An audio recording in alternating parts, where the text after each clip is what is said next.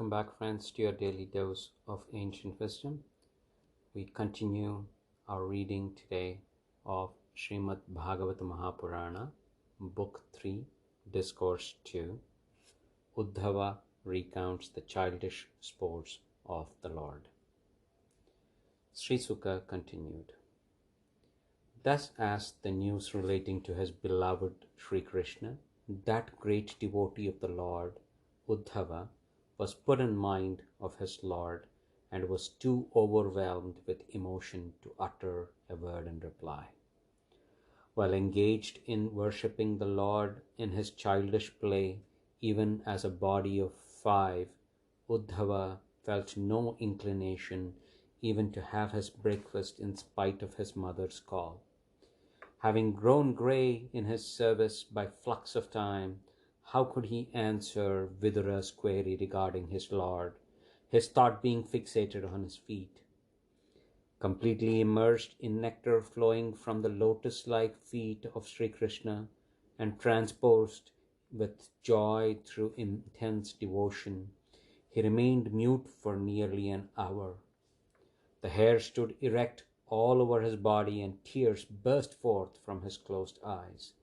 Seeing him overpowered with a flood of affection, Vidura came to know that he had realized the object of his life. Uddhava slowly returned from the divine realm of this mortal world or body consciousness, and wiping his eyes, replied to Vidura in a tone expressive of wonder at the thought of the Lord's exploits. Uddhava said, "The sun in the shape of Sri Krishna, having set our homes on blighted splendor, have been devoured by the python of time. What shall I say then about our welfare? Alas, unfortunate is this world, and more so the Yadus who lived with Sri Hari and yet could not recognize him, even as the fish did not identify the moon when she was under the water." Uddhava said, "The sun in the shape of Sri Krishna, having set our homes of belighted splendor, have been devoured by the python of time. What shall I say then about our welfare?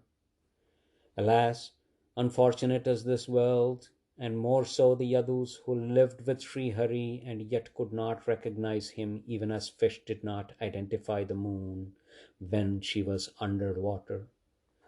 The Sattvatas or Yadus could not read the mind of another through external gestures, were highly intelligent and lived and sported with him at one of the same place.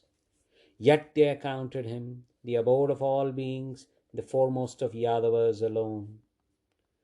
The intellect, however, of a man who was bestowed his heart on Sri Hari, his own self cannot be misguided by the disrespectful or slanderous words of these Yadus and others who are deluded by Lord's own Maya or deluding potency, or those Sisupala and others who harbor animosity against him.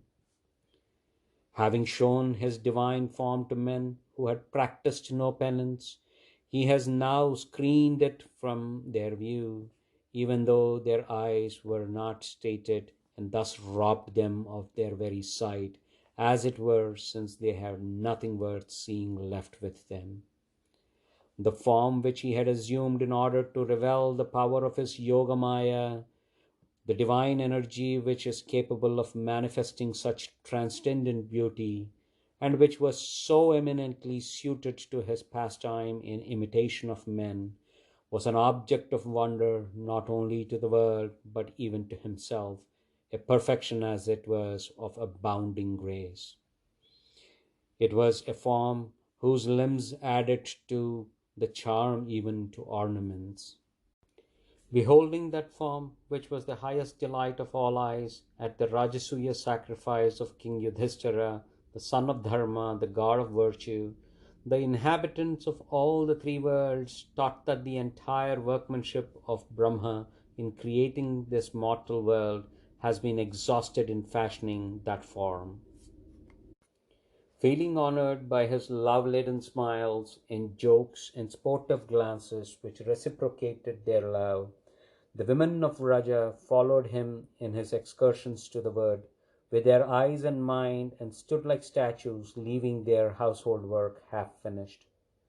With a mind full of compassion for his gentle forms, Vasudeva and others that were being persecuted by his wild forms, such as Kamsa, the Lord, who is the ruler of both of Prakriti and the manifest creation, though unborn, appeared in the world of matter along with his glorious part manifestation, Balarama, even as fire, which though present everywhere in a latent form, is manifested through wood.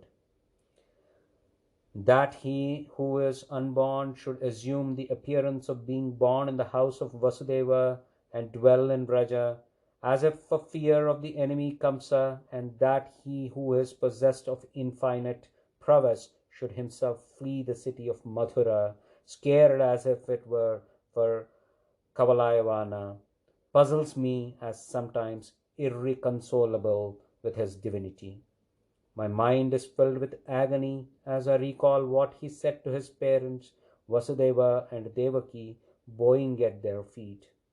Dear father and mother, being in great dread of Kamsa, we, Balarama and myself, fail to render any service to you or repay our debt to you. Therefore, be pleased to forgive us.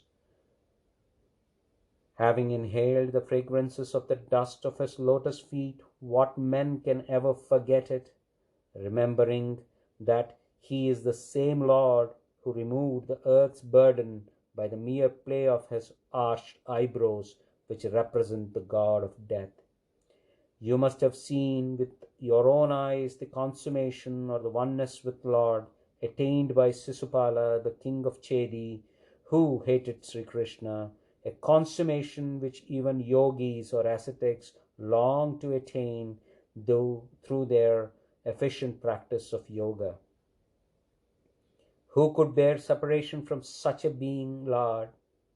Similarly, such other heroes of this mortal world as were killed in action during the Mahabharata war by the missiles discharged by Arjuna, son of Pritha, while drinking with the cup of their eyes the nectar of Sri Krishna's lotus-like countenance, which ravished all eyes, attained to his supreme abode. Himself the Caesarean Lord of all the three worlds, he is equalled by none, much less surpassed by anybody, and has all his desires satiated by the virtue of his own supremely blissful character. Nay, his very footstool is adorned by the eternal guardians of various spheres with the crest of their dadems while offering their presents or tributes to him. Standing before Ugrasena, who sat on his royal throne, he submitted, My Lord, listen to my prayer. That he should thus behave like a servant confounds me. His slaves, to the utmost degree, dear Vidura, oh, even that impious woman, Putana, the sister of demon Baka, who suckled him as a baby at her breast, which was daubed with most deadly poison, with intent to kill him, got from him in return the destiny appropriate to a foster mother. Is there any one so merciful whom we should resort to for protection other than him? I consider even those demons and devotees of the Lord who had fixed their mind on the Lord of the three worlds through anger born in animosity, and who beheld on the battlefields Garuda, the son of sage Kashyapa, swooping on them with Lord Vishnu, the wielder of discus, Sudarshana, mounted on his back. In order to bring relief to this earth, the Lord was born to Vasudeva and Devaki in the prison house of Kamsa, the chief of Bhojas, in response to the prayer of Brahma, the unborn. Having been removed therefrom to Nanda's Vraja by his father Vasudeva, who was terribly afraid of Kamsa, he lived there with Balarama, his elder brother, for 11 years, concealing his glory from the outside world. In the grove of bank of the Yamuna, the trees on which were swamped with warbling birds, the Lord sported in midst of cowherd boys grazing calves. He showed childish gestures that were pleasing to the sight of inhabitants of Vraja, sometimes seeming to weep, sometimes appearing to laugh, and sometimes gazing innocently like a lion cub. He grew a little older. The same Lord took to grazing the white bulls and cows that were embodiments of splendor, and entertained with music of his flute the cowherd boys that accompanied him. Meanwhile, he dispatched in mere sport all those demons sent by Kamsa who were skilled in Maya or conjuring tricks and could assume any form they liked, even as a child would smash up his playthings. Having tamed and expelled the Kalia, a serpent, he revived the cows as well as the cowherds that had fallen dead by drinking the poisoned water of Yamuna, and rendered it possible for them to drink its water, which had now regained its purity. In order to make the best use of the abundant riches in possession of Nanda, as to curb the pride of Indra, the Lord persuaded him to perform with the help of the best of Brahmanas a sacrifice in which cows were worshipped. Blessed Vidura, when Indra, who was enraged at the interruption of his worship, poured down torrential rains on the land of Vraja, the Lord protected the inmates of Vraja that were much agitated by holding up the Govardhana hill like a toy umbrella over them, and thus showed his grace to them. Making the most of the evenings bright with rays of autumnal moon, he sang in melodious strains and revelled in the midst of bevy of young women, gracing them by his presence.